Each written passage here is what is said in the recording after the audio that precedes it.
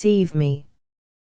His long limbs, his athletic frame, and especially his remarkably forcible face, surrounded by a mane of wavy brown hair, and illuminated by full blue eyes behind flashing spectacles, gave an instant impression of physical vigor.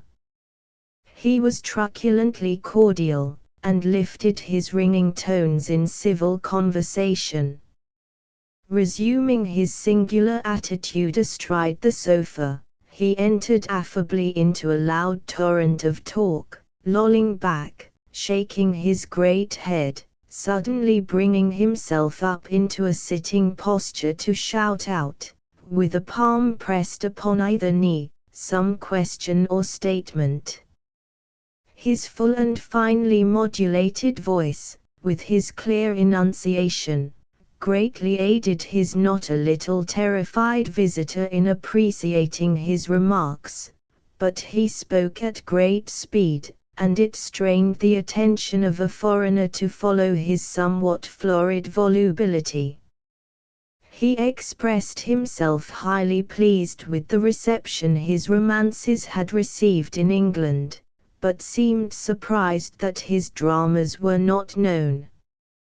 He recommended to me a new Viking play, called Sigurd Josselfar, which he had just sent to press, and which had been refused though with the loveliest music by Grieg ever heard out of a dream by the Royal Theatre in Copenhagen, a repulse which Björnson flatly attributed to the malignity of the manager, Molbech.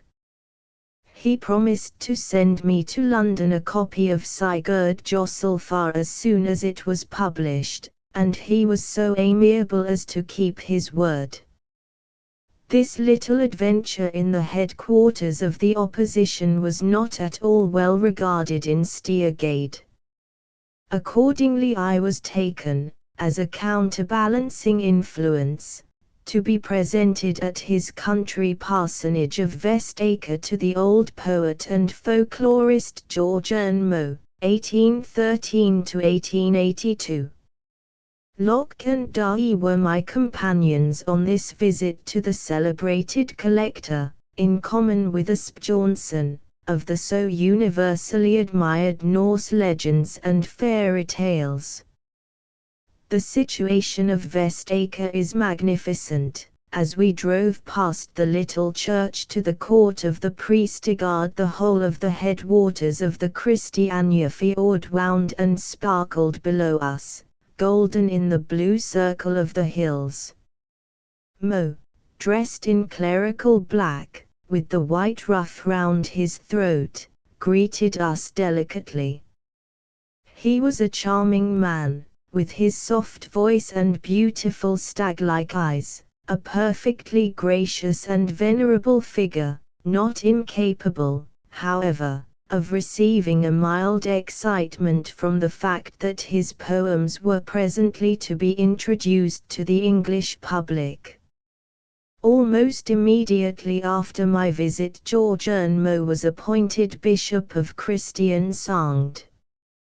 As we came back from Vestacre, my guides showed me the grave of the biographer and bibliographer, Botten Hansen, 1824–1869, and the famous grotto of Wergeland, once in the country, but, already in 1872, touched by the outskirts of the city. As we were crossing the streets in the neighborhood of the Uranienborg Church, a pale old face appeared for a moment at an upper window. Dye said this was the house where Johann Sebastian Welhaven, 1807–1873, was being nursed, and he thought that it was Welhaven we had seen. Locke did not think it was, so that I shall never know whether I did, or did not, catch a glimpse of the illustrious and the dying author of Norge's Deemring. My companions were much amused, and I think gratified, by my eager interest in all these literary associations. I now left the capital for a little tour by myself in Ringerige and Gudbrandsdalen, where I had an invitation to meet Asbjörnsen, with whom I had corresponded from London. He had been staying at Ringebo, at the parsonage of the Dean, Provost, of Gudbrandsdalen, Dr. Niels Christian Hald, 1808–1885. I did not, however, go thither directly, but at the advice of Dai, posted over the hills to Drammen, a magnificent drive by a very circuitous route. Dai had given me letters of introduction. He had passed his youth in that town, and was professor of history there until he was brought to Christiania. His friends received me with generous hospitality, and among the merchant princes of Drammen I found a greater appearance of luxury than I happened to meet with in the capital. When I finally reached Ringebo, I was disappointed to find that Asbjörnsen had been obliged to leave for Romsdalen, on his duties as Torvmester or Forester General. I was equally unlucky in an attempt to see the poet Christopher Jansen, 1841–1899, at his schoolhouse at Fixingausdal, for he was spending the holidays at Tromsø, in Finnmark. After a most enjoyable stay in the picturesque parsonage of the kind Halds, I returned to Christiania. On the 7th of August I was back in Stiergade, and was helping Locke with the notes to a schoolbook in English literature which he was just publishing. Afterwards we called on the Hellenist, Frederick Ludwig Weib, 1803–1881, who was librarian of the Cathedral School, and a great ally of Locke and Dai. I was shown his translation of Aeschylus into Norse. My acquaintance with the group of Ibsen's friends was now further extended, for on the evening of the next day, August the 8th, Ludwig Dai asked me to supper, and, when I arrived, I found, beside the host, Michael Birkeland and Dr. Olaf Rygh. I have already mentioned Birkeland's position at the Rolls Office, which he had entered in 1852, and now commanded. He was not, I think, ambitious of literary fame, and he had at that time published, of an original kind, little except pamphlets.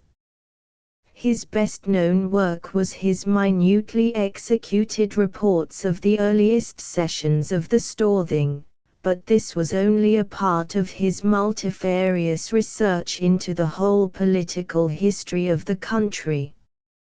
Birkeland was the life and soul of the Norsk Historisk Forening, Norwegian Historical Society, which then and since did so much for the science of history. He was constantly publishing for the government unedited matter from the very copious archives under his charge. Underneath the mask of the archivist he barely concealed a burning political ambition to be a part of the new constitutional life of Norway. The Master of the Rolls was one of the most attractive men I met in Scandinavia. He was still, in early middle age, very handsome, well set up, with a fine head excellently poised above broad shoulders, and with brilliant, dancing eyes. The fault of Norwegians in that day was their deadly seriousness, and their excessive sensitiveness to the slightest indication of criticism. But Birkeland was superior to this local weakness, and was genial, without the least pomposity. The fourth member of our party, Olaf Rygh, 1833–1899, was united with Berkeland in his devotion to archaeology. He also had at that time published very little, but I was told that his investigations were of the highest value, as indeed they amply proved to be. He was the bosom friend of Berkeland, with whom he formed a singular contrast, being as reserved as the other was effusive, and a small, squat figure, with a round bald head and a bare face, horny and spectacled, which reminded my pert fancy of the shell of a crab. Dai's house, where we met, was in the country, to the west of Christiania, on the Dramensvig, and close to the sea, with a fine view across the fjord to the royal palace of Oskarskjöld. There was much conversation at supper about politics, and my companions were emphatic in their conviction that the only hope for a healthy development of the Norwegian nation was a return to conservative methods. Dai spoke with deep resentment of the fanatical measures of the Radical Party and with horror of the present leader Søren Jarbakk, born 1814. Who had just become very prominent owing to his being refused Holy Communion by his parish priest, Pastor Lassen, as a protest against his republican views. My friends thought that the incumbent of Lyngdal had behaved with courage and propriety in fencing the table against him. When the meal was concluded, Berkeland proposed my health, and, standing up in the Norse fashion, made a little speech.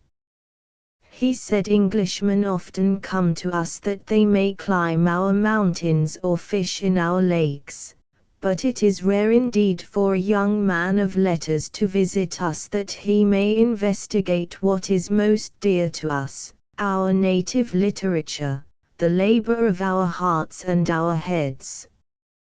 He also spoke at length with regard to the 1,000 Years Festival, which appeared to occupy the thoughts of the whole group. We all came away together, Dai accompanying us to the boundary of the city. At this western end, Christiania then, 1872, consisted of very new and fantastic villas whose inhabitants, Dai told me, had never got over the affront which the poet Welhaven had paid them of calling their suburb Snobbopolis, which name still stuck to it.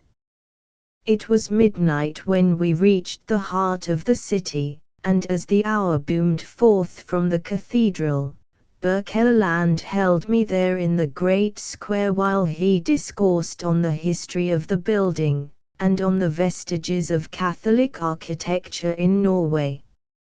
On the 9th of August, I spent the morning with Locke in his study, and then we paid a visit to L.K. Durre, 1809 to 1877, the ethnographer and archaeologist. I have said that even Norwegians were easily confused between Dai and Durre, and they escaped from the dilemma by calling the younger Bibliothekaren and the elder Granskeren the title of the newspaper he had edited.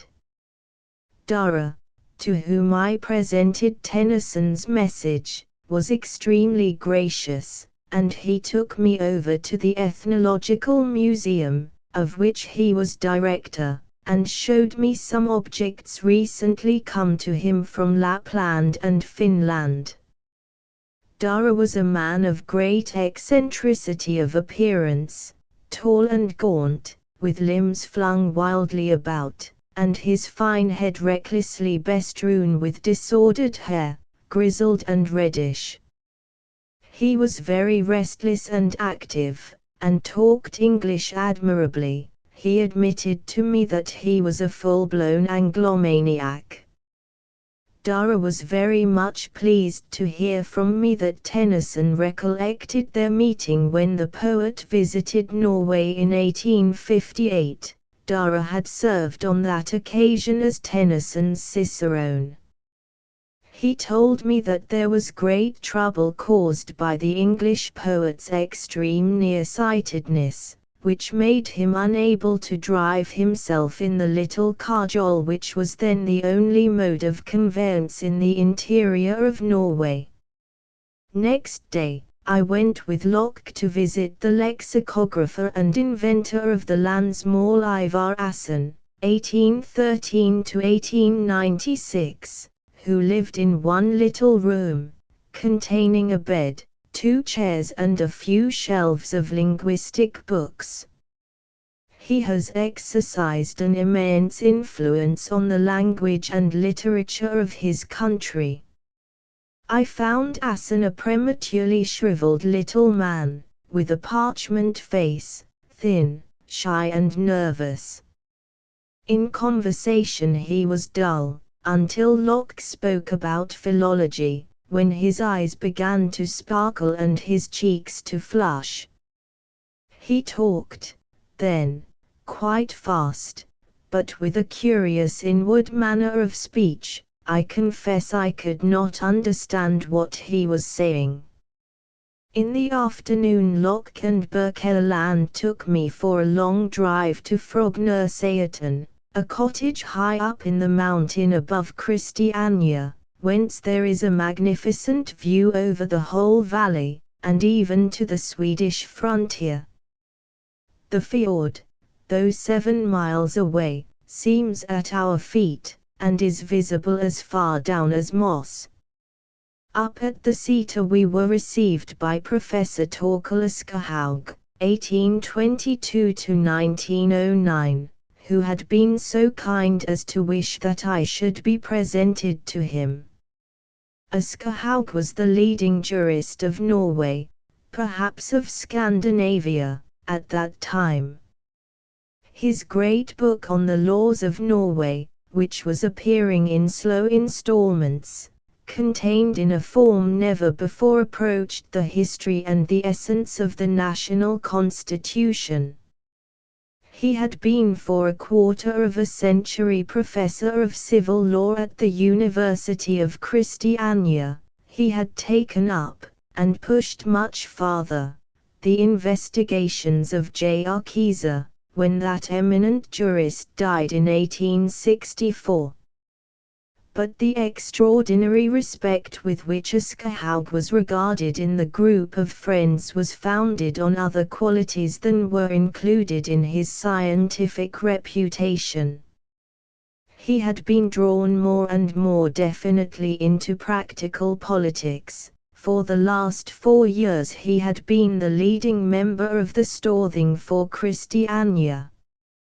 I was told that he was the coming man, the heaven-born leader of the constitutional party which was about to reorganize Norway, and drive back the onset of the horde of radicals and peasants. I was told to observe Aschehoug, for I should live to see him the greatest politician in the north of Europe. When we found him at the Sæter, my companions greeted him with a mixture of warm affection and deep respect. He reminded me, in the eyes and mouth, and in his general bearing, of Mr. Gladstone. Aschehoug was very polite to me, but I found him alarming, and was glad that he mainly talked politics with Berkeland. In the evening Berkeland, whose kindness to me was untiring, took me across to the eastern side of Christiania, to Oslo, the city which was destroyed to build the new capital. He showed me what he believed to be the sites of the medieval palace and cathedral, and, so far as he could judge, the exact scene of the great battle between Hakon and Skål, which Ibsen paints in his Kongsemnen. It was thrilling to go over the vestiges of the ancient city with so enthusiastic and so learned a guide as Berkeland. As it grew late, we supped together at a restaurant, and then Berkeland, in very high spirits, declared he would show me the night side of Christiania. However, we saw nothing very exciting or amusing. Of the subsequent days of my visit to Christiania, whence I returned to Hull towards the end of August, I find nothing particular to relate. My last evening was spent at the Lockkeys, in company with Darby, Berkeland and a very lively Mr. Thorson, who was a near relative of Ibsen and related amusing anecdotes of the poet's manners. Locke went down to the quay with me next morning, and stood waving his hat as the Scotia slipped down the fjord. Fairyland and a Belgian Ariosto, it has often been said, it was said in a well-known passage by the elder Disraeli, that in order to appreciate the beauty of Fairyland we must make ourselves as little children listening to the wondrous tales of a nurse. But there seems to be a fallacy contained in this explanation of the spell. It cannot be contrived. No sedate, crafty, timid old man of the world can make himself as a little child merely that he may enjoy certain ancient poetry in a melodious stanza.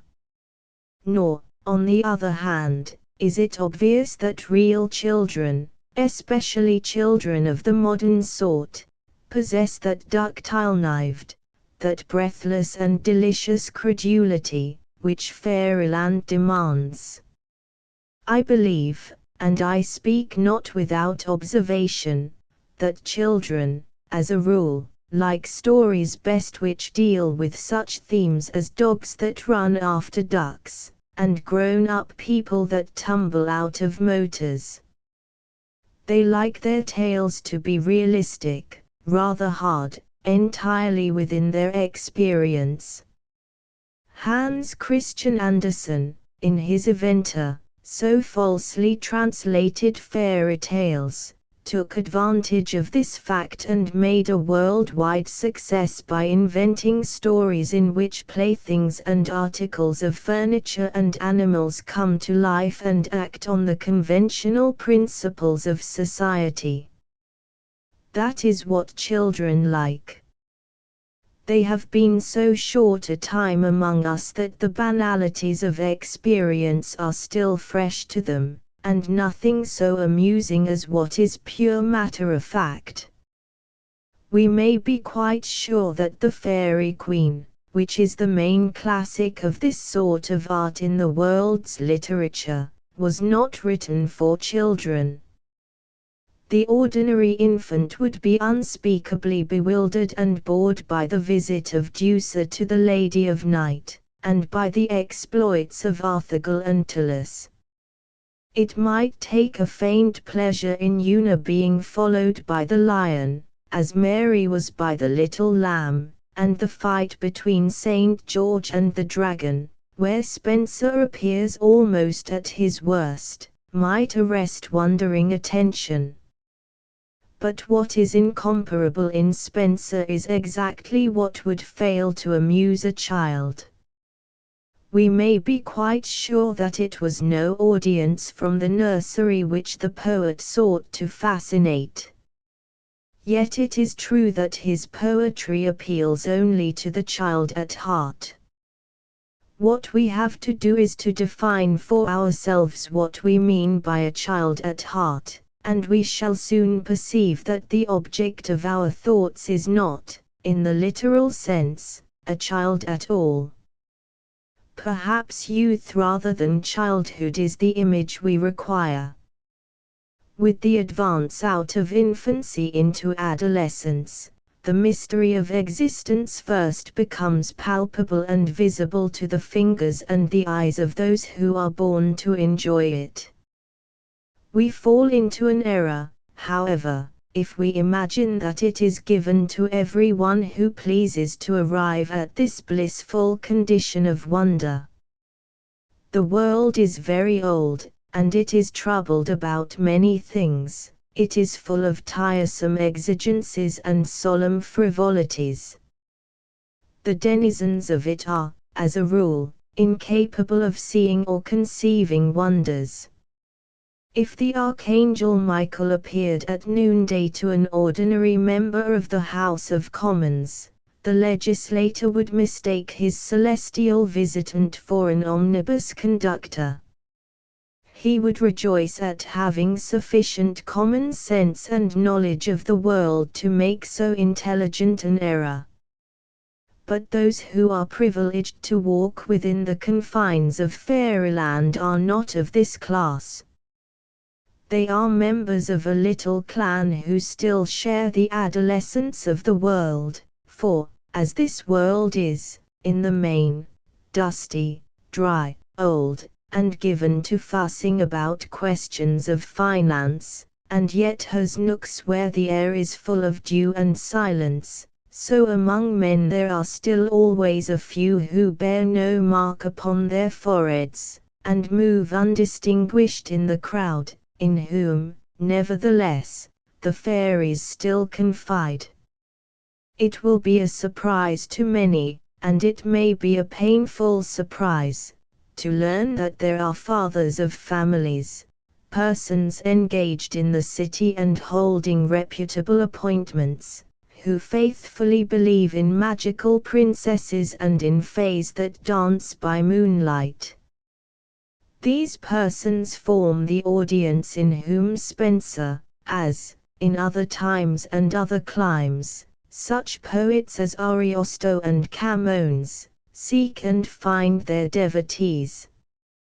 It is a fact that there are people of a later age who are still what we call children in heart, whose hearts are bold, whose judgment is free, whose inner eye is limpid and bright. These men and women are sensitive still, although the searching, grinding wave of the world has gone over them. They live, in spite of all conventional experience, in a state of suspended credulity. They are ready for any amazement. They nourish, persistently, a desire to wander forth beyond the possibilities of experience, to enjoy the impossible, and to invade the inaccessible. Life for them, in spite of the geographers and the disenchanting encyclopedias, and that general suffusion of knowledge, upon all of which we congratulate ourselves, life, in spite of all these, is still the vast forest, mapped out, indeed, but by them and theirs untraced. Persons of this fortunate temperament store up an endless stock of good faith wherewith to face the teller of wonderful tales. And of all those to whom they listen, still, after 300 years, Spenser is the most irresistible enchanter. It has always been admitted that his poetry is the most poetical that can be met with, that is to say, that it is the least mingled with elements which are not of the very essence of poetry. More than all other writers, Spenser takes us out of our everyday atmosphere into a state of things which could not be foreseen by any cleverness of our own reflection. He is easily supreme in the cosmogony of his enchantments. He confessed that his verse was no matter of just memory, and it is evident that he did not wish it to be. He simply resigned himself to the exquisite pleasure of being lost in the mazes of a mysterious and fabulous woodland. The poets, in successive ages, have delighted in bearing witness to this witchery of the fairy queen.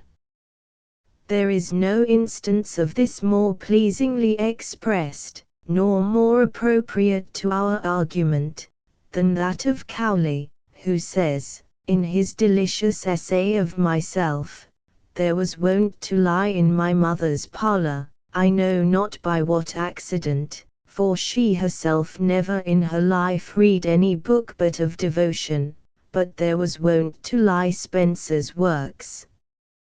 This I happened to fall upon, before I was 12 years old, and was infinitely delighted with the stories of the knights and giants and monsters and brave houses, which I found everywhere there, though my understanding had little to do with all this, and by degrees with the tinkling of the rhyme and dance of the numbers.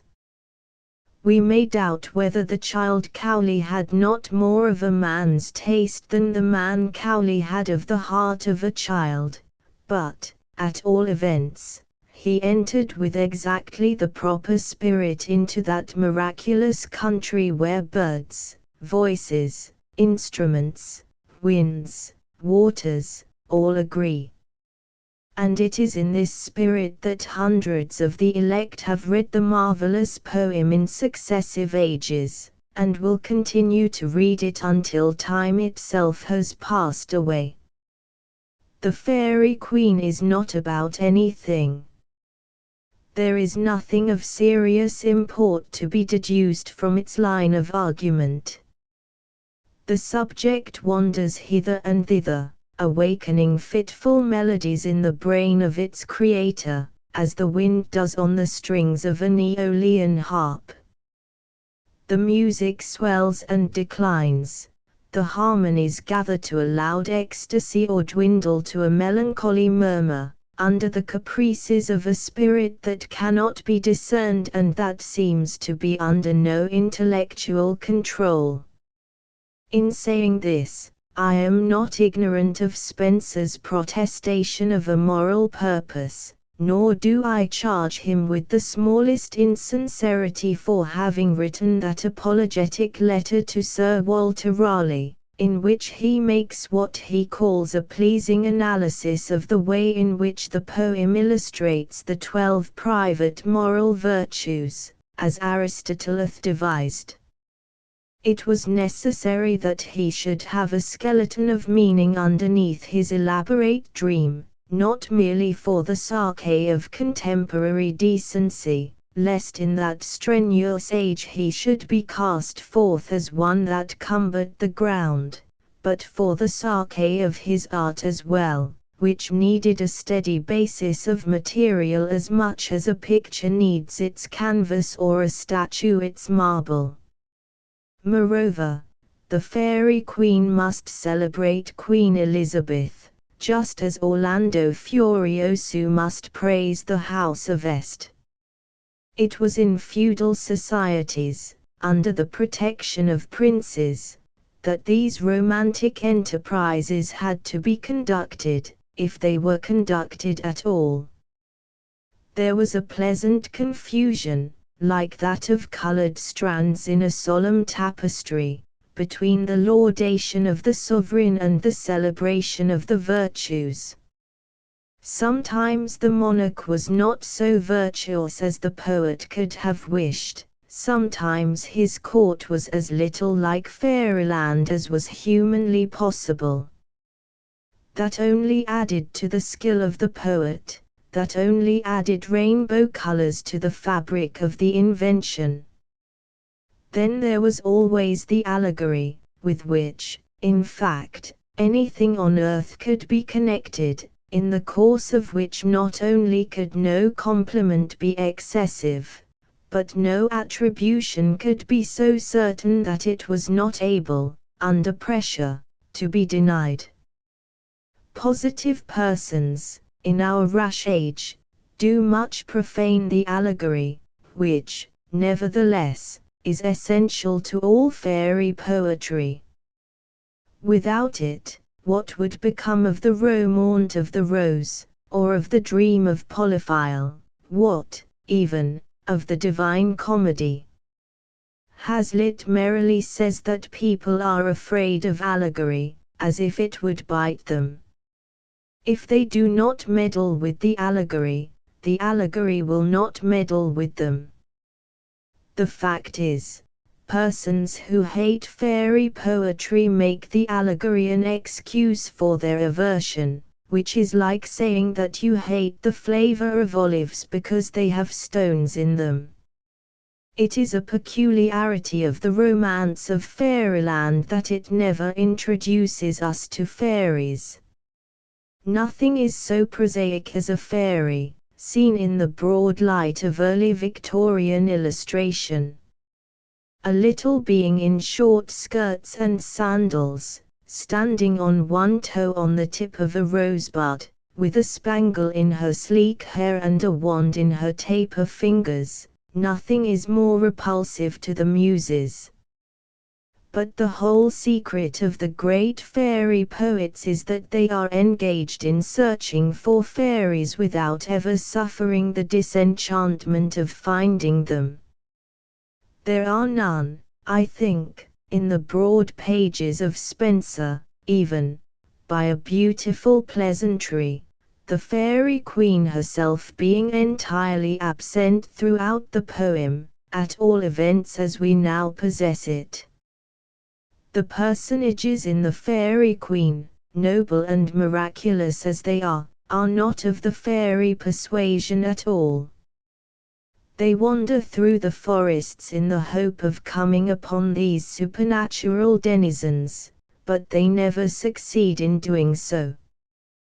The Holy Grail appeared far oftener to the knights of the Round Table than a real fairy was perceived by Paradel or Blandimer. These men of chivalry were much interested in the subject, but, as a rule, they were poorly instructed. It was in the House of Temperance that Sir Guyon found the book, that height antiquity of Fairyland, which seems to have been a sort of who's who, or complete peerage of the supernatural world. He flew to the perusal of it, and wherever in it he greedily did look, offspring of elves and fairies there he found, but he found no examples on the island, waste and void, that floated in the midst of that great lake, where it is impossible not to believe that Mr. W. B. Yeats would have been more successful. A critic has said that nothing is closer to an intensely lyrical song than a violently burlesque story. The sense of beauty immediately evoked by the one is suggested, conversely, or in the way of topsy-turvy, by the other. This principle had been introduced into literature, or at least into modern literature, for the Greeks had it illustrated in Aristophanes, 100 years before the time of Spenser, by the Morgant Majori of Pulci, where Orlando, the pink of romantic chivalry, comes into collision with certain immeasurable giants and other wild absurdities. The atmosphere of that poem is perfectly heroic. 12 paladins had Charles in court, of whom the wisest and most famous was Orlando, him traitor Gan conducted to the tomb in Roncesvalles, as the villain planned to, while the horn rang so loud, and knelled the doom of their sad rout, though he did all night can do. And Dante in his comedy has given to him a happy seat with Charles in heaven. But, in another turn, we find this splendid Orlando lifting his sword to give his beautiful lady, old Abel, a smack on the face with the flat of it. This is burlesque, and Pulci seems to have been the inventor of the genre. He was followed by Boiardo, who wrote of Orlando in Love, and by Ariosto, who described the madness of Orlando, and by a multitude of other 16th-century poets, who described, in this epic mixture of lyricism and burlesque, various other episodes in the life of the hero. It was from them, from these Italian precursors, whom Spenser had read so carefully, that he borrowed the ugly and violent elements which he introduces, so much to the scandal of some critics, into the embroidered texture of the Fairy Queen. In all this, however, which is very characteristic of the romance of fairy poetry, we do wrong to be scandalized. The ugly things, like the misfortunes of Braggadocio and his squire, in the Fairy Queen, and the fantastic things, like the journey of Astolfo to the moon to recover the wits of Orlando, in Ariosto, are just as necessary to our pleasure as the description of the Bower of Bliss, or of Angelica's flight from Rinaldo. They are all part of that desire to escape from the obvious and the commonplace features of life which inspires this whole class of poetry. Those who are naturally conscious that life runs at a dead level desire to heighten it, and whether this is done in the lyric spirit or in the burlesque, or in both at once, matters very little. The essential thing is to lift the spirit and quicken the pulse. The only consolation which comes to people of this fatigued and wistful temperament is that which they receive from a persuasion of the reality of what is marvelous and incredible. Like the theologians, such readers believe certain things to be true because it is impossible that they should be true. They do not ask why, or where, or when the incidents happened. They are satisfied with the vision and with all its chimerical wonders.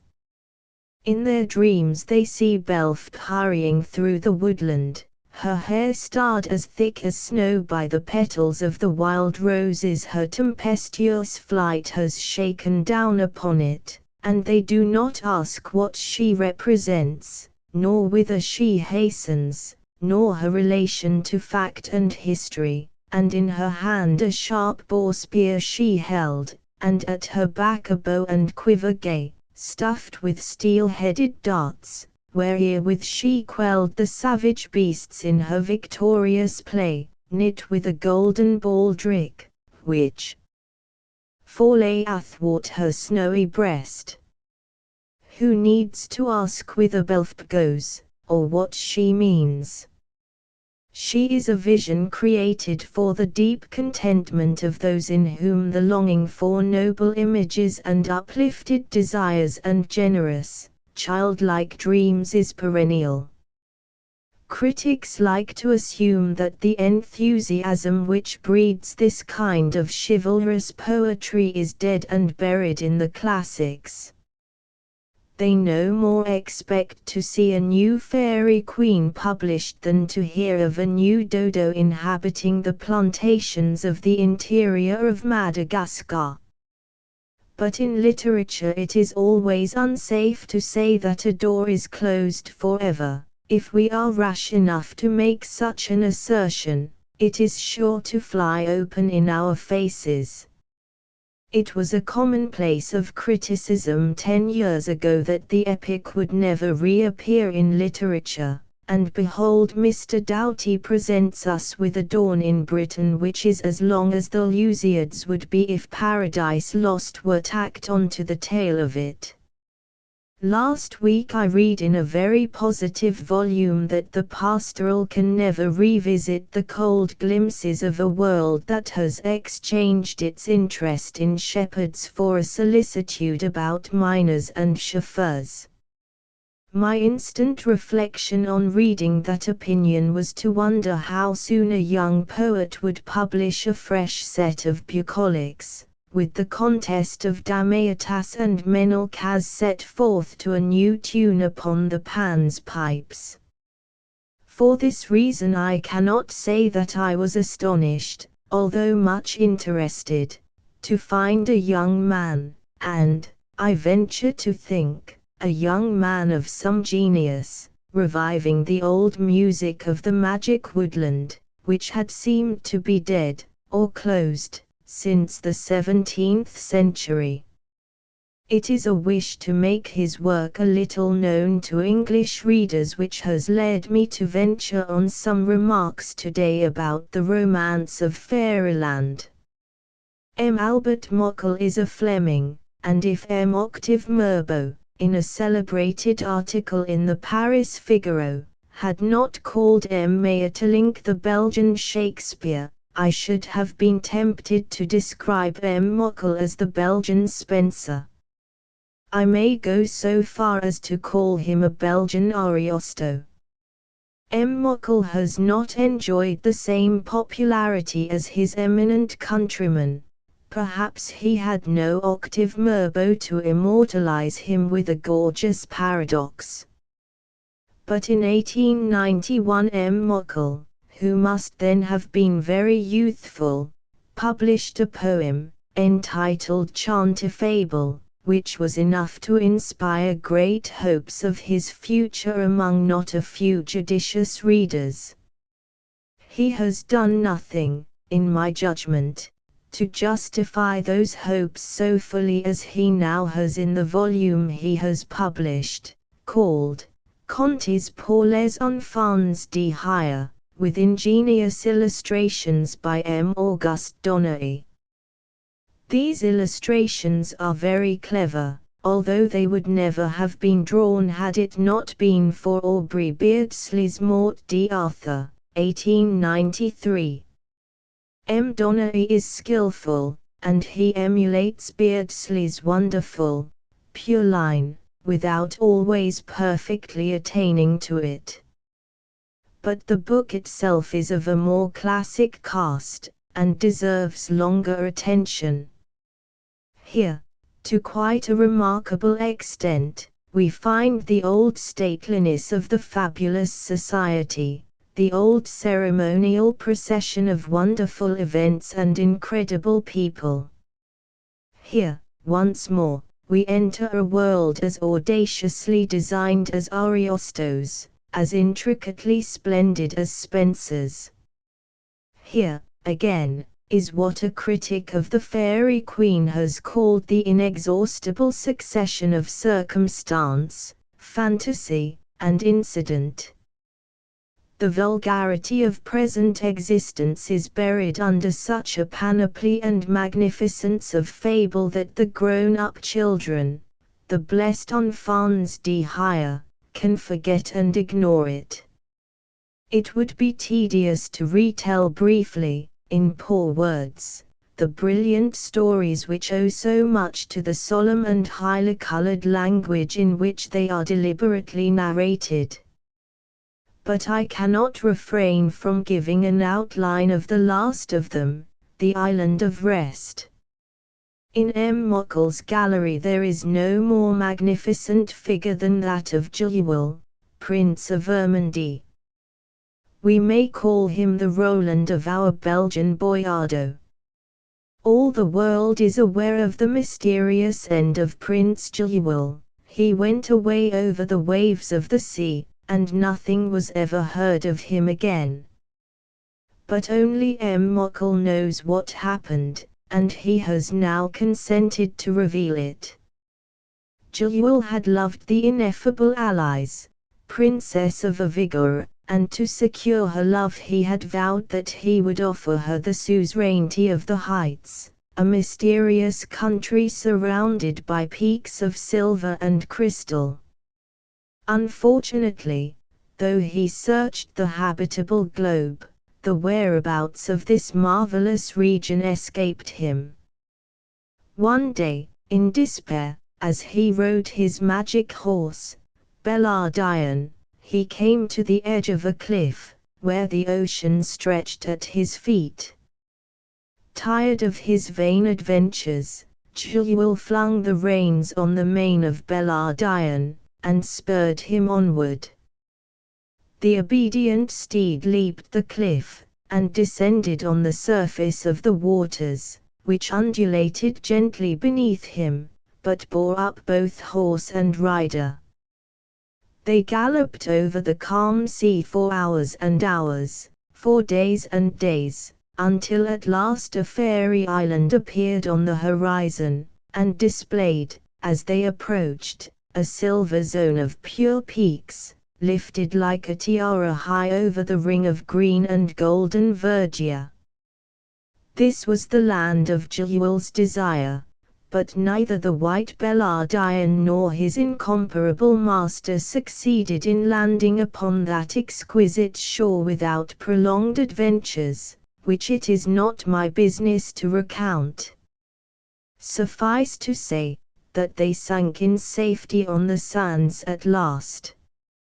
How they were discovered there by Aegeline, the cruel daughter of the sea, and sole inhabitant of the island, how the heart of Jewel fluctuated in the terrible dilemma between his present good fortune and his duty to the princess, how staunch and uplifted poor Bellardian was, and how strange and pitiful his fate, how the enchantments of Aegeline were broken at last, and how, when the disillusioned Jewel walked in frenzy upon the sands of the island shore, he saw the shallop of the Princess of a Vigor sail by, with banners flying from it which were not his, but those of his rival, Elarion, Prince of Argilia.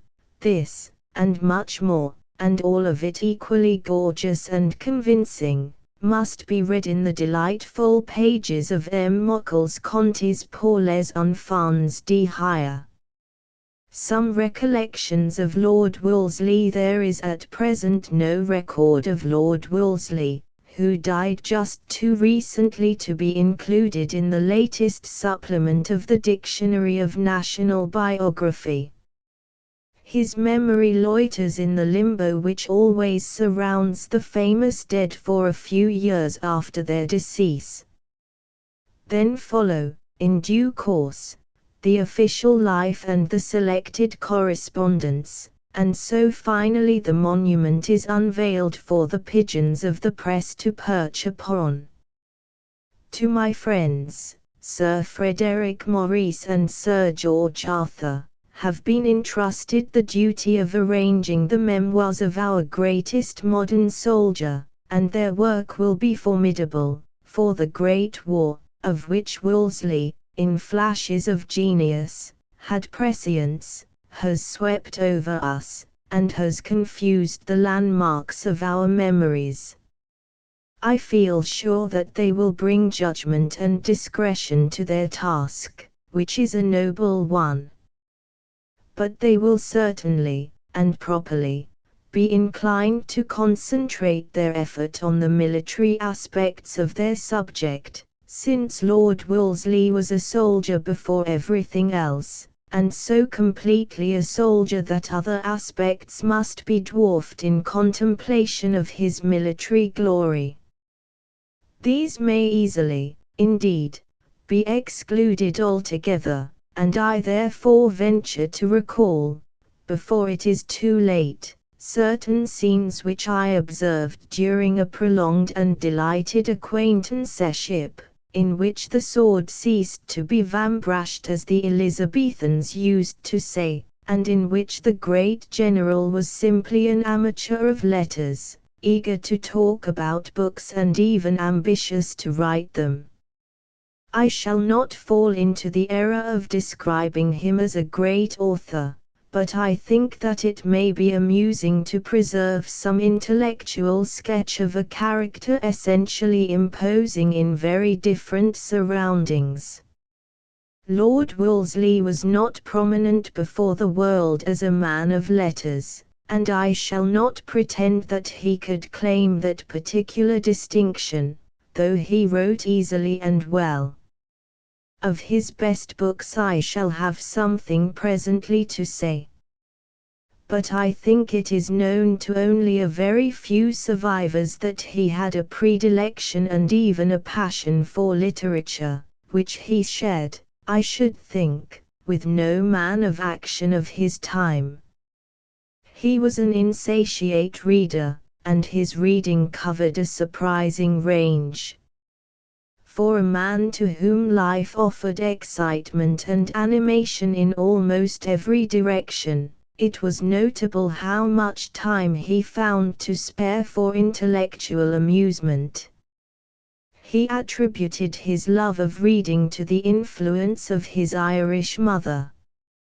He said once to me, I would sooner live upon porridge in a bookroom than upon venison and truffles where books were not, and this meant much from one who was by no means indifferent to the truffles and the venison of life.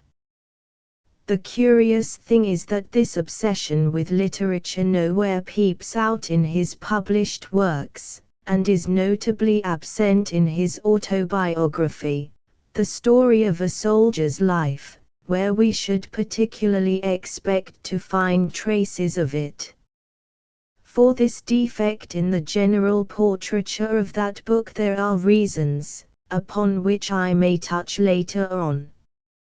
It is a useful chain of military records, but it is a portrait of its author in full uniform, with cocked hat and sword.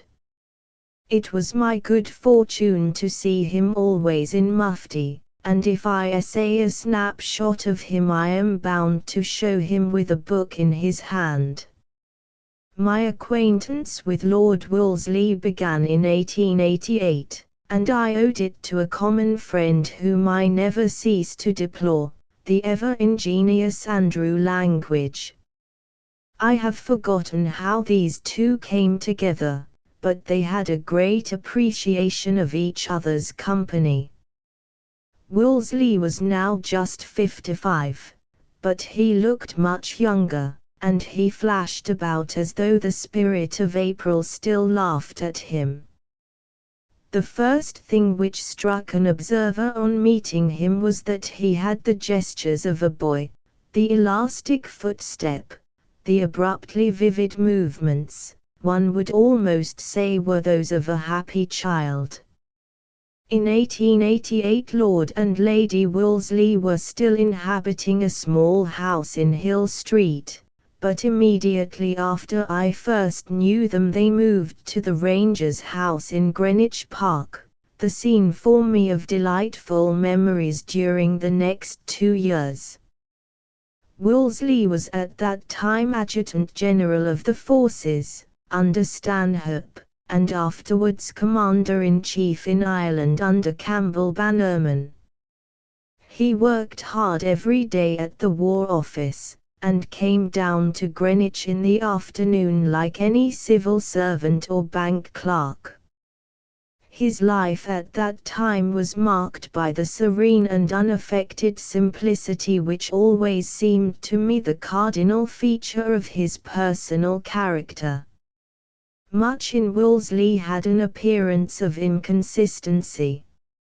For instance, it cannot be questioned that he demanded a great deal from those who worked under him professionally, nor that he was careful of his own prestige.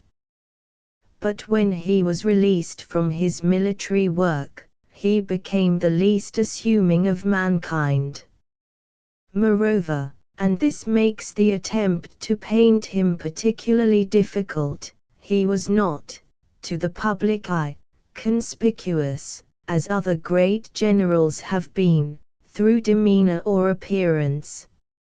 I used often to be surprised, when we were walking together in the street, to notice how few people recognized him, although he was then at the height of his celebrity. In September 1889, when my wife and I were going over to the continent, we observed a shortish gentleman, in tourist dress, pacing the deck of the steamer, and we said to each other, "Does not that man remind you of somebody?" Presently he stopped before us, smiling, and it was Wolseley. He was going alone to Metz, from which point he proposed to make a tour of personal observation round all the battlefields of 1870.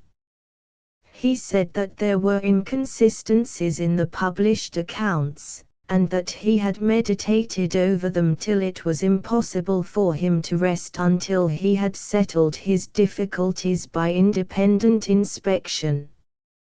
He told us not to say we had met him, and it was an example of that want of conspicuousness, which I have noted, that, although it was broad daylight, and he then one of the most famous figures in England. No one else did seem to recognize him.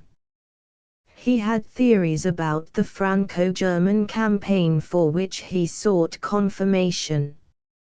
I begged him to let me know what the result might be, and so he wrote to me, from Brunswick, on the 4th of October. I postponed writing to you until my tour round the battlefields should have finished, as I could not tell what to write upon the subject until I had studied the ground. I need scarcely tell you that I knew the chief episodes of each great fight very well before I came abroad. The German account of the events is so full and truthful that no student of war has any excuse for ignorance. With that book, and maps and plans, I have carefully studied every phase of every battlefield from Sedan in the north to Strasbourg in the south, and I find I could not write upon the subject without expressions of opinion that would be very unpleasant to many men now alive. The Germans outnumbered the French in nearly all those battles to a large extent, and though the French allowed themselves to be surprised, and their leaders committed every possible mistake, the errors of the Germans were very glaring upon many occasions. Almost all their battles were not only fought in a manner entirely different from what was intended, but, in nearly every case, they were brought on without, and on some occasions contrary to, the positive orders and intentions of the generals. When I saw him at Greenwich soon after his return, he spoke more plainly still. He said that he had found, to his great surprise, that the Germans, whose luck, he declared, had been incredible, had been very nearly defeated more than once or twice. He had been particularly excited by his inspection of the battlefield of Gravelotte. If that battle had not, he said, been won by what was really a fluke, the day would have closed upon the German army in about the most unfortunate position an army could possibly be placed in. All this struck me, ignorant of tactics as I am, as so very interesting that I entreated him to change his mind and write a complete record of his observations on the battlefields. But he said that the praise of German strategy had reached such a pitch of infatuation in England that he should be accused of all sorts of things. Nevertheless, I pressed him to write down his experience, even if he kept it private. He finally promised that he would do so that winter, but I never heard any more about it. His last words were, "I dare not publish my views," and presently he had to go off to Newcastle on military business, which quite diverted his thoughts. It must be observed that we trusted in those days wholly to German historians, and that the French account, which confirmed Lord Wolseley to the letter, was not published until 10 years later. It was while I was walking with him in Greenwich Park one afternoon about this time that I first realized that he had any literary ambition. He acknowledged a constant temptation to use his pen. I had thought of him as a reader, but hardly as a writer, although he had published his soldier's pocketbook for field service some 20 years before. I learned afterwards, from Andrew Lang, that Lord Wolseley had produced a novel, under a feigned name. This I had never seen, and Lang did not encourage me to hunt for it. But now, with considerable leisure, he was ready to be encouraged to write on matters at the fringe of his daily occupation. He did not, however, see any particular theme lying in wait for him. During a visit I had lately paid to the United States, I had enjoyed a good deal of conversation with two of the leading generals of the Civil War, with Philip Henry Sheridan and with William Tecumseh Sherman. It was Sherman who made the celebrated march to the sea from Atlanta to Savannah at the end of 1864. His tenacity and clairvoyance delighted Wolseley, who was nevertheless inclined to blame Sherman for an excess of ruthlessness in his methods. He laughed when I told him that I had heard Sherman, when teased at a supper party for destroying some town, first deny the charge, and then, when it was daringly repeated, turn round on the railer like an old snow leopard, and cry, "Next time I'll burn the whole darned city to the ground." With Sheridan, Wolseley was in much more complete sympathy. He set him on the very summit as a fighting general, and he said that he had contrived a mobility of cavalry in action which was unprecedented. I think he had known Sheridan personally in his early days on the frontier. I remember his saying that, if he himself were conducting a great battle, he should like nothing better than to have the victor of Opicium on a camp stool by his side. His memory took fire at what I was able to recall of the conversation of the two great American generals. His chief hero, however, was Lee, and I remember that he put the Confederate general by the side of Marlborough and far above Wellington. I used the occasion to suggest to him that he should write down his ideas regarding the strategic careers of these Americans. He liked the notion, and Mr. Rice, who was then editing the North American Review, having been communicated with, an invitation came to Wolseley which he accepted, and wrote, in 1889, one or perhaps several articles, which have never, I think, been reprinted. The life at Ranger's House was very quiet, the Wolseleys rarely dined in town, and the general's existence was almost that of a recluse. I remember we were all very much amused when his valet, a dashing character, suddenly gave warning, his sole cause of complaint being that he was losing caste by remaining in the service of so very quiet a nobleman, who does not even go to the races. All this was completely changed in 1890 when Wolseley was appointed commander of the forces in Ireland. He wrote to announce the fact to me in July, and said that it was rather a wrench going but that he felt he should like it when he got to Dublin. A more active, out-of-door life will be good for me, he opined. It was a great business moving all the family possessions, for both husband and wife were ardent collectors of bric-a-brac, and the treasures went by sea. The gallant couple, whose nostrils snuffed adventure as wild horses do their pasture, thoroughly enjoyed their position at the beautiful Dublin house, depressingly known as the Royal Hospital. Wolseley took to getting up at 5:30 every morning, and no day was long enough for his activities and his hospitalities.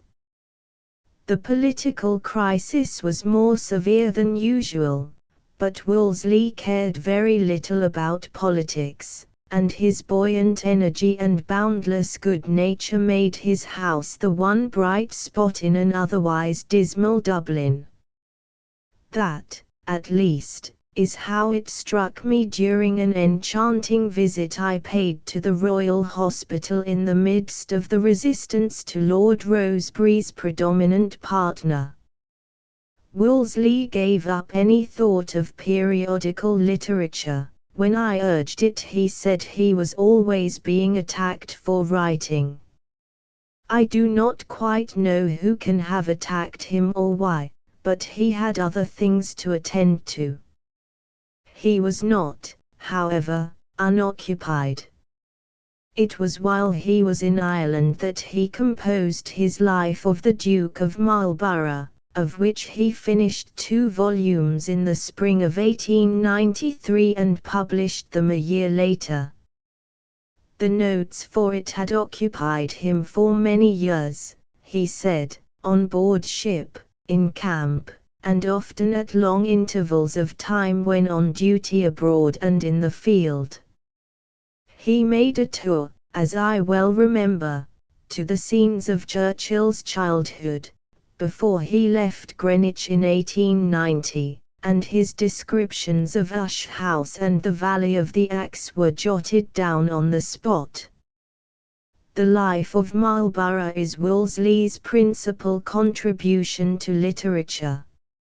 It is characteristically written, with that buoyancy and freshness which were inherent in his nature, but which do not appear so vividly in his other publications. The account of the Battle of Sedgemoor, which occupies an entire chapter, is almost a masterpiece. This is Wolseley, the writer, at his highest level. Unfortunately, this admirable book is, and will remain, a fragment, and posterity has a prejudice against what is unfinished. The second volume closes in 1702, when Marlborough's political intrigues had come to an end and William III was placing him at the head of the Allied forces in Flanders. This was, of course, the division of his career, and naturally closed a volume. But the military fun was only just going to begin, and what everybody wanted from Lord Wolseley, of all men in the world, was an account of the great campaigns. This, however, was never performed. Why, we can only conjecture. The book was, on the whole, very well received, but, naturally, everyone noted that it stopped in the middle of the story.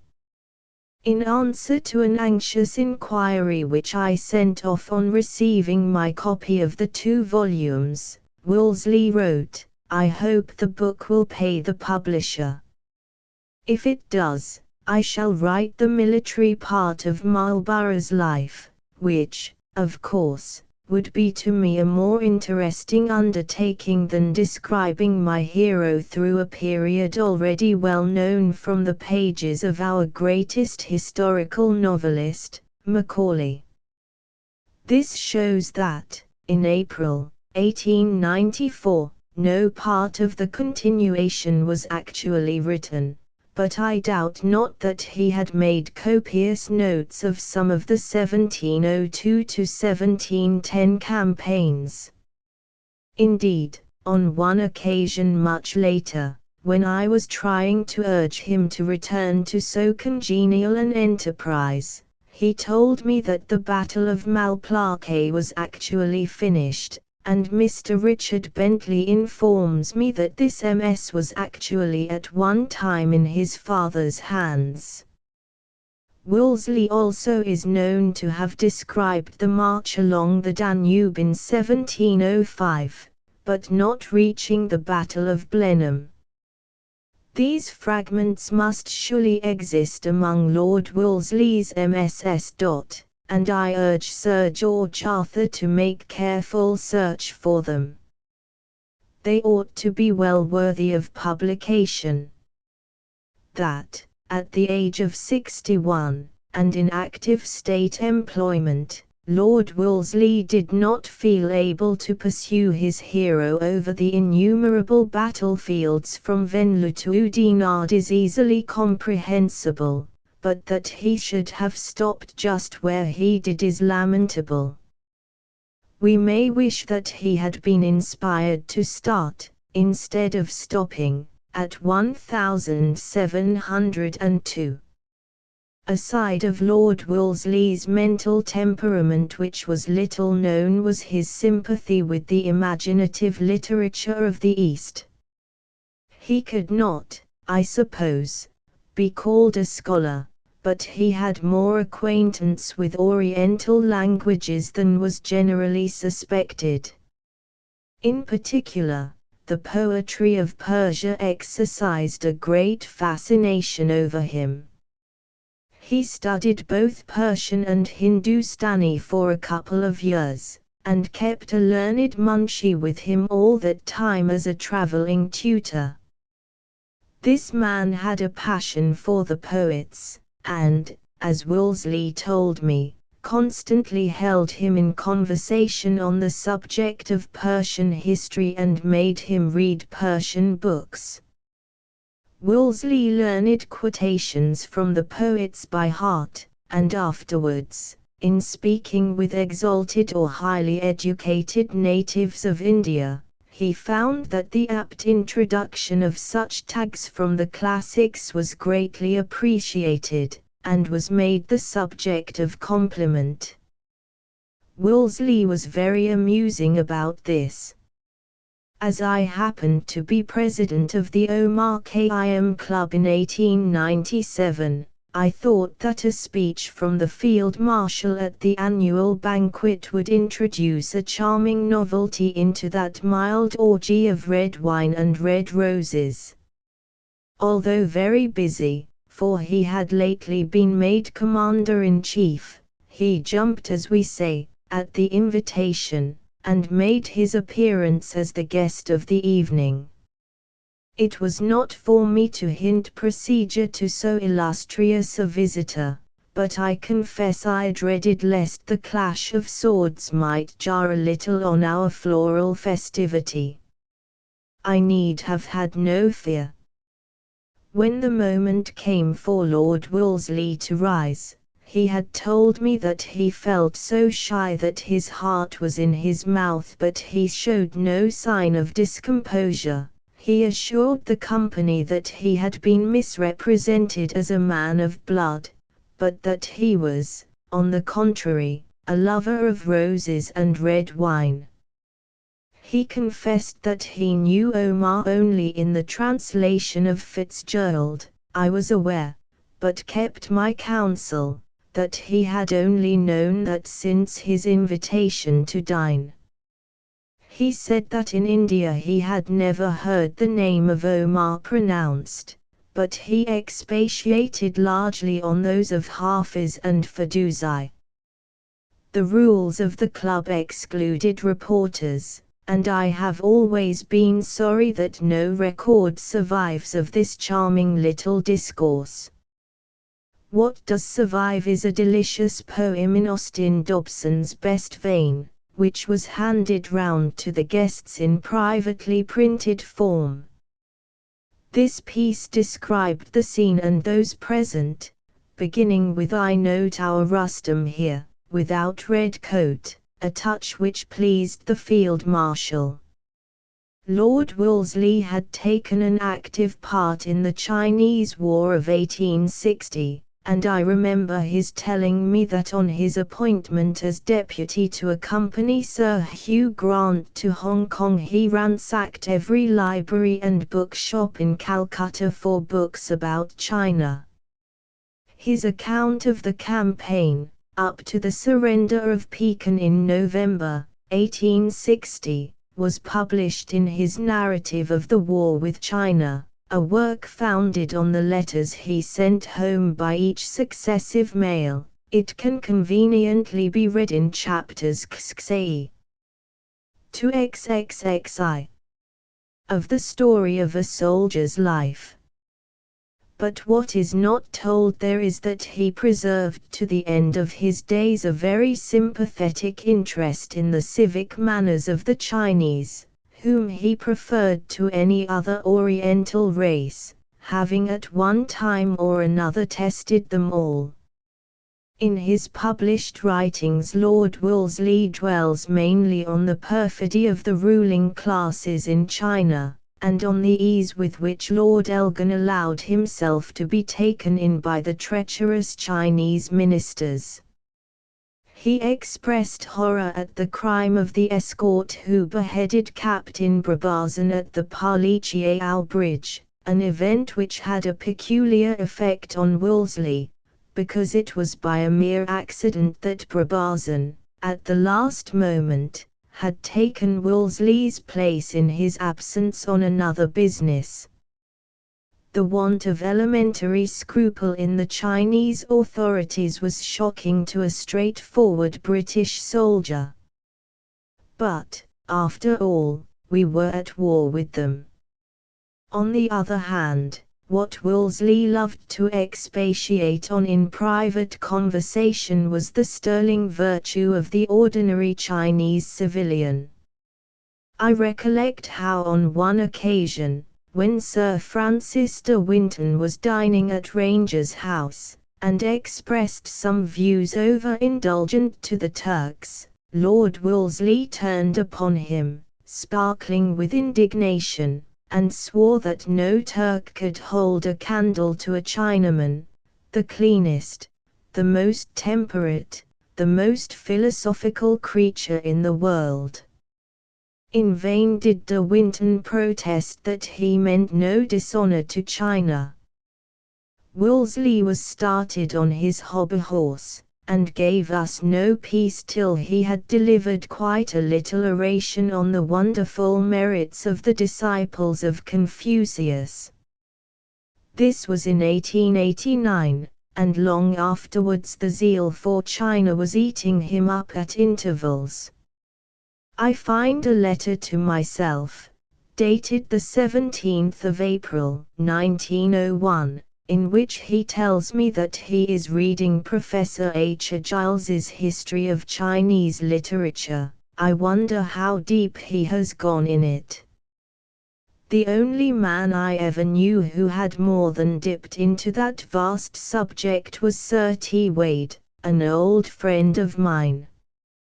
I have known many men who spoke Chinese well, some even spoke it fluently, Sir Harry Parkes, for instance, but Wade was the only Englishman I ever met who had probed down deep into the Chinese classics. He often laughed at the notion of any Fan Ki being well acquainted with them, so great was their volume and so numerous the works to be studied. Indeed, very few Chinamen are thoroughly well read in their own classical literature. When we moved upon the Summer Palace in 1860, the Emperor fled in haste, leaving upon a little table the book he had just been reading. I always regretted not having taken possession of it, instead of letting it be destroyed. It was a classical work. On the night of the 12th of October, 1899, when the Boer War was declared, my wife and I shared with Lord and Lady Wolseley a box at the performance of Shakespeare's King John. Like almost everyone else except Kitchener, the Commander-in-Chief assured us that the war would be a short one. He was radiant and calm on that memorable evening. There were many verses in the play which seemed appropriate to the occasion, and when King John declaimed, "Here have we war for war, and blood for blood, controlment for controlment," Wolseley whispered, "and Victoria for Mr. Kruger." It was exhilarating, though as it turned out not wholly satisfactory, to listen to King John's proud reply to Chatillon, "For ere thou canst report, I will be there, the thunder of my cannon shall be heard, so hence. But I must not trespass within the circle of our coming disenchantment." A few months later Lord Wolseley handed over the command-in-chief to Lord Roberts, and he presently retired to a farmhouse at Glyndie, near Lewes, where he resided for a number of years, more and more secluded from the world, but devoted to his garden and his books. Once more he became a voracious reader of miscellaneous literature. Here he liked to be informed of what was going on in the world of letters, and to see as frequently as he could a few friends who wrote. Among these, I think there was none whom he valued more than Henry James, a very old friend, earlier, I think, than Andrew Lang or myself. It might be supposed that there was little in common between the active soldier and the exquisite and meticulous dreamer, but, on the contrary, their mutual esteem was persistent, and Wolseley delighted in the conversation of Henry James, although he sometimes allowed himself to smile at the novelist's halting and deliberate utterance. Wolseley, on the other hand, was an emphatic, spontaneous talker, not very particular in selecting the very best word or in rounding the most harmonious period. It was amusing to hear them together, the one so short and sharp, the other so mellifluous and hesitating, yet their admiration, each for the other, was continuous. I do not think that Wolseley was ever more happy than in the first years of his residence at Glindy, the world forgetting, by the world forgot. But a certain insidious melancholy soon began to invade him. He gradually cut himself off from all his round of London engagements, and he never once, if I remember right, attended the House of Lords after his retirement from the War Office. He was not in the least degree invalided or deprived of nervous energy, but he felt that in the long, strenuous years of service he had earned a holiday, and now he took it. He made, perhaps, few new friends, but he was careful to cultivate the old ones, and no one was ever more assiduous in the art of friendship. He clung to old associations and to old faces, "They can't escape me," I remember his saying. He liked to see them at Glindy, where they always received a glowing, almost a boisterous, welcome. The house lies in a sort of glen between two ranges of the beautiful Sussex Downs, and Wolseley loved to climb these eminences with a familiar companion. He was particularly apt to take such a friend eastward along the lanes to Firle and then up to the summit of the beacon above Alceston. This was one of his favourite afternoon excursions, and from this vantage he would sweep the coastline from Seaford to Pevensey, and dilate on its strategic capabilities. Of such excursions as these I have the happiest memory. The exercise always seemed to stir the general's brain to especial activity. His rapid, vehement voice rang out in full sonority in the silence of the great rolling down, and his thoughts seemed to move with more ease than usual in the high, cold air of autumn. His imagination worked with a vitality which almost persuaded his ignorant companion that he also was a strategical genius, so easy did the problems of military movement seem when outrolled by Wolseley's warm voice and punctuated by the sweep of his walking stick. It was impossible not to feel that this exceptional combination of mental gifts with untiring physical power and stern resolution made our wonderful friend unique in his class and time. One was amazed to find one's self entrusted with the professional secrets of which one was really so unworthy a recipient. But it was characteristic of Wolseley that, with all his fire and abruptness, he was incapable of the smallest element of patronage.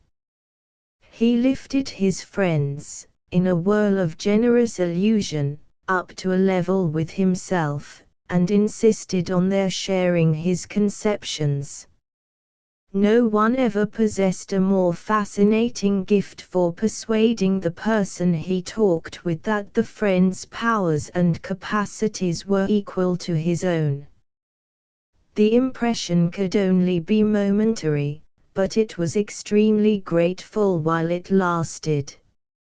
Few things in private conversation are more winning than lack of discretion. I cannot pretend that Lord Wolseley was a cautious speaker, and I think his company would have been much less entertaining than it was if he had minced his words or hedged his opinions. He had spent 20 years or more of his life in a prodigious enterprise, no less than the entire remodeling of the British Army. He had seen with Napoleonic clearness what sweeping reforms were needed, and he had not felt the smallest hesitation in setting about their introduction. But he had originally been quite alone in this perilous enterprise. Hercules had come to the cattle-yard of Orges and had found it clogged with the mire of generations. He set about turning the course of Alpheus and Penus, rivers of Whitehall, and he sent their waters rushing through the stable. With his besom he began to scrub the refuse out of every corner. But the old-fashioned stablemen were not pleased to be disturbed, and Orges, in consternation, refused to give Hercules his reward. Thereupon there arose loud and lasting clamours, in the midst of which the work, frustrated as far as mediocrity found possible, went forward steadily, but in a wind of exasperation. There was rage on both sides, recrimination, injury, and even the monarch of Elis was not disengaged from the struggle. If these things are an allegory, it is a very transparent one, and it need not be translated. It suffices to say that he would have little insight into human character who should express surprise at any vehemence of expression, with regard to those who opposed his cleansing activities, which the Nemine hero might give way to in private conversation. He was tired with fighting those of his own household, and he was sick from the stupidity of persons with breed.